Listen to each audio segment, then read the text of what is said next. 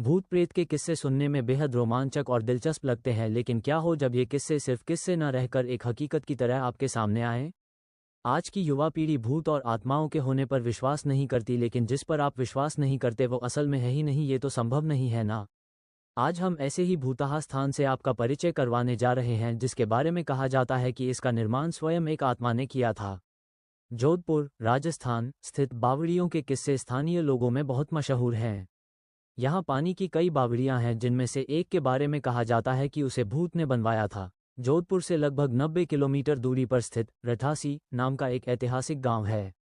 मारवाड़ के इतिहास पर नजर डालें तो ये ज्ञात होता है कि जब जोधपुर में रहने वाले राजपूतों की चंपावत शाखा का विभाजन हुआ तो उनमें से अलग हुए एक दल ने कापड्डा गांव में रहना शुरू किया। लेकिन इस स्थान पर रहने वाले युवा राजपूत राजकुमारों ने गांव में साधना करने वाले साधु महात्माओं को परेशान करना शुरू कर दिया।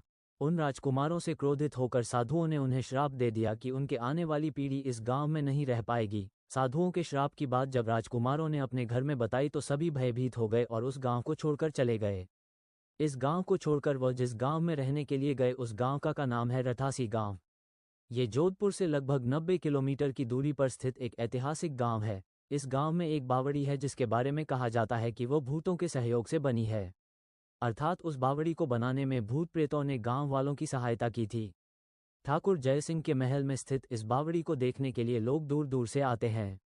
इस बावड़ी के विषय में ये कहानी प्रचलित है कि एक बार जब ठाकुर जयसिंह घोड़े पर सवार होकर जोधपुर से रठासी गांव की ओर जा रहे थे तब रास्ते में ठाकुर साहब का घोड़ा उनके साथ साथ चलने वाले सेवकों से पीछे छूट गया और इतने में रात हो गई।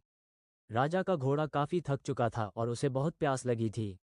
रास्ते में एक तालाब को देखकर ठाकुर जयसिंह अपने घोड़े को पानी पिलाने के लिए ले गए। आधी रात का समय था। घोड़ा जैसे ही आगे बढ़ा राजा को एक आकृति दिखाई दी जिसने धीरे धीरे इंसानी शरीर धारण कर लिया। राजा उसे देखकर डर गया। उस प्रेत ने राजा को कहा कि मुझे प्यास लगी है लेकिन श्राप के कारण मैं इस कुएं का पानी नहीं पी सकता। राजा ने उस प्रेत को पानी पिलाया और राजा की दयालुता देखकर प्रेत ने उसे कहा कि वह जो भी मांगेगा वह उसे पूरी कर देगा। राजा ने प्रेत को कहा कि वह उसके महल में एक बावड़ी का निर्माण करे और उसके राज्य को सुंदर बना दे। भूत ने राजा के आदेश को स्वीकारते हुए कहा कि वो ये कार्य प्रत्यक्ष रूप से नहीं करेगा, लेकिन दिन भर में जितना भी काम होगा वह रात के समय 100 गुना और बढ़ जाएगा। उस प्रेत ने राजा को ये राज किसी को ना बताने के लिए कहा। इस घटना के 2 दिन बाद ही महल और बावड़ी की इमारतें बनने लगीं। रात में पत्थर ठोंकने की रहस्यमय आवाजें आने लगीं। दिन प्रतिदिन निर्माण काम तेज गति से बढ़ने लगा। लेकिन रानी के जिद करने पर राजा ने ये राज रानी को बता दिया कि आखिर निर्माण इतनी जल्दी कैसे पूरा होता जा रहा है।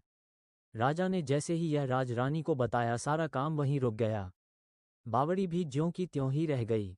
इस घटना के बाद किसी ने भी उस बावड़ी को बनाने की कोशिश नहीं की।